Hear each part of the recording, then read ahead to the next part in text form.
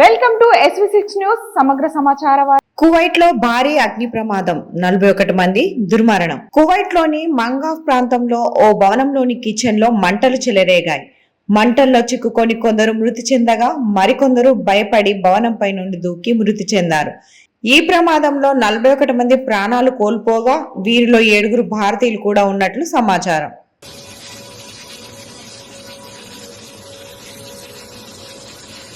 Kuwait లో భారీ అగ్ని ప్రమాదం, 41 మంది దుర్మరణం. కువైట్ లోని మంగాఫ్ ప్రాంతంలో ఓ భవనంలోని కిచెన్ లో మంటలు చెలరేగాయి.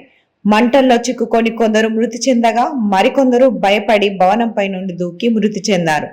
ఈ ప్రమాదంలో 41 మంది ప్రాణాలు కోల్పోగా వీరిలో 7 భారతీయులు కూడా ఉన్నట్లు సమాచారం.